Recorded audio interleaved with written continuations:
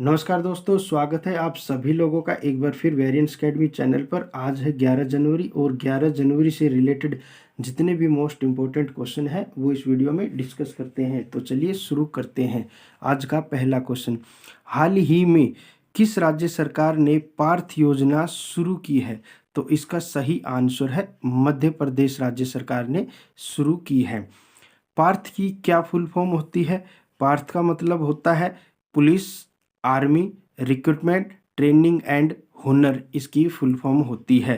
राज्य में बेरोजगारी कम करने के लिए मध्य प्रदेश सरकार ने 8 जनवरी को पार्थ योजना शुरू की है। इस योजना के तहत केंद्रीय पुलिस बल, केंद्रीय अर्धसैनिक बल और भारतीय सेना में जाने वाले इच्छुक युवाओं को फिजिकली व मेंटल ट्रेनिंग दी जाएगी।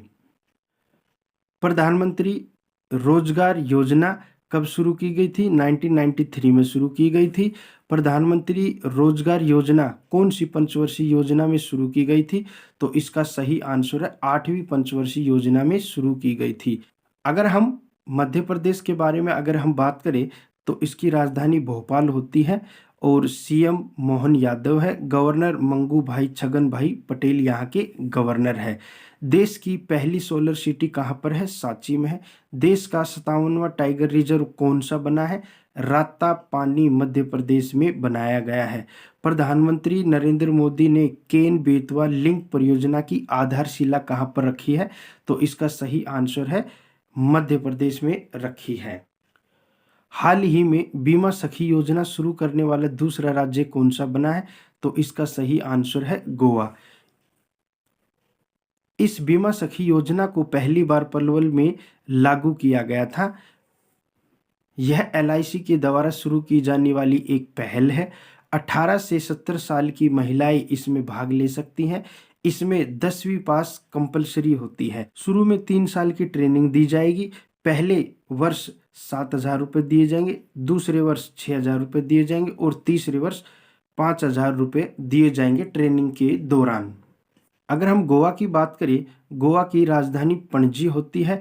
गोवा किस नदी के किनारे पर बसा है? मंडोवी नदी के किनारे पर बसा है। यहाँ का सीएम कौन है? प्रमोद सावंत। गवर्नर कौन है? पीएस श्रीधर पिल्लई। क्षेत्रफल के आधार पर सबसे छोटा राज्य कौन सा है? गोवा। क्षेत्रफल के आधार पर सबसे बड़ा राज्य कौन सा है? Rajasthan. Vasco D gamma Goa का सबसे बड़ा शहर है। पुर्तगालियों ने गोवा पर 450 सालों तक राज किया था। ऑपरेशन विजय के तहत भारत ने गोवा को आजाद कराया था 19 दिसंबर 1961 में। जनवरी 2025 में इंडस फूड 2025 का आयोजन कहां पर किया गया था? ग्रेटर नोएडा में किया गया था।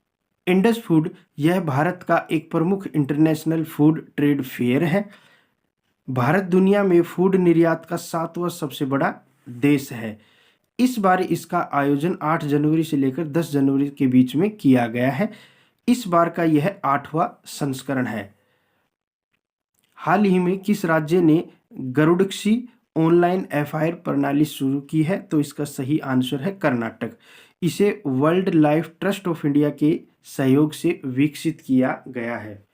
वनों की कटाई, अवैध शिकार को रोकने के लिए वन विभाग ने गरुड़क्षी एफआईआर प्रणाली की शुरुआत की है। एफआईआर की क्या फुल फॉर्म होती है? फर्स्ट इंफॉर्मेशन रिपोर्ट होती है। भारत में एफआईआर की शुरुआत 7 जनवरी 1915 में की गई थी। एफआईआर आपके द्वारा योजना है, यह एक योजना है। किस राज्य के द्वारा शुरू की गई है? तो मध्य प्रदेश के द्वारा शुरू की गई है।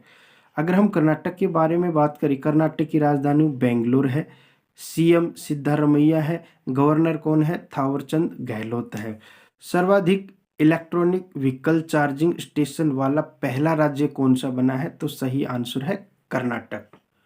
फ्लेमिंगो फेस्टिवल किस राज्य में मनाया जाता है? तो इसका सही आंसर है आंध्र प्रदेश में मनाया जाता है।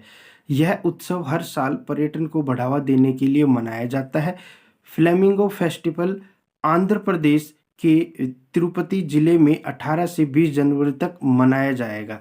इस बार यह 5 साल के बाद मनाया जा रहा है। हाल ही में तीसरी बार घाना देश के राष्ट्रपति कौन बनाए गए हैं? तो सही आंसर है जॉन महामा बनाए गए हैं। घाना एक अफ्रीकी देश है। घाना देश को पहले लैंड ऑफ गोल्ड के नाम से भी जाना जाता था। घाना देश की राजधानी अक्रा है। यहाँ की करेंसी कैडी है। प्रेसिडेंट अभी रिसेंटली बनाए गए जॉन महामा। अगर हम देश के प्रधानमंत्री और राष्ट्रपति के बारे में अगर हम बात करें तो श्रीलंका के प्रधानमंत्री हरिनी अमरसूरिया है। मॉरिशस के प्रधानमंत्री नवीन राम गुलाम है। थाईलैंड के प्रधानमंत्री पैटोंग टॉन है। नीदरलैंड के प्रधानमंत्री डिक सूप है। यूके के प्रधानमंत्री किर स्टारमर है। इसी प्रकार से कुछ राष्ट्रपति भी हैं। चाड देश के राष्ट्रपति कौन है? इदरिस डेबी। मेक्सिको के राष्ट्रपति क्लाउडिया शिएनबाम। ईरान के राष्ट्रपति मसूद पेजेकियान। वियतनाम के राष्ट्रपति कौन है? लुओंग कुओंग है। हाल ही में भारत के किस पूर्व राष्ट्रपति के स्मारक के लिए एक मंजूरी दी गई है राजघाट बनाने के लिए? तो सही आंसर है प्रणब मुखर्जी। प्रणब मुखर्जी का जन्म 1935 में हुआ था। वेस्ट बंगाल में यानी कि पश्चिम बंगाल में हुआ था। मृत्यु 2020 में हुई थी। प्रणब मुखर्जी 2012 से लेकर 17 के बीच में राष्ट्रपति बने थे। 2008 में इन्हें पद्म विभूषण दिया गया था। 2019 में भारत रत्न से इन्हें नवाजा गया था।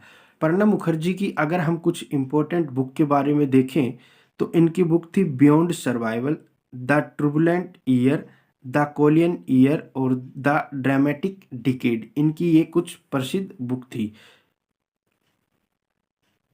हम कुछ समाधि स्थल के बारे में भी कुछ पढ़ते हैं। BR अंबेडकर की समाधि स्थल कहाँ पर है? चैत्य भूमि पर। महात्मा गांधी की समाधि स्थल राजघाट पर। राजीव गांधी की समाधि स्थल वीर भूमि।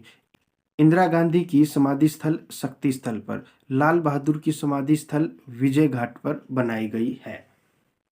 हाल ही में हेनले पासपोर्ट इंडेक्स के अनुसार किस देश का पासपोर्ट सबसे शक्तिशाली है? तो सही आंसर है सिंगापुर। इसका मतलब होता है कि इस पासपोर्ट के माध्यम से दुनिया के किसी भी देश में हम घूम सकते हैं बिना वीजा के। अगर हम बात करें पासपोर्ट और वीजा में क्या अंतर होता है, क्या डिफरेंस होता है दोनों में, तो पासपोर्ट आपके देश का एक पहचान पत्र है, जबकि वीजा किसी भी देश के द्वारा जारी किया जाने वाला एक दस्तावेज है, एक डॉक्यूमेंट है। पासपोर्ट के जरिए आप अंतर्राष्ट्रीय यात्रा कर सकते हैं, जबकि वीजा किसी खास देश में प्रवेश करने के लिए एक अनुमति देता है। आंध्र प्रदेश राष्ट्रीय हरित हाइड्रोजन मिशन के तहत भारत की पहली ग्रीन हाइड्रोजन हब परियोजना की आधारशिला किसने रखी थी?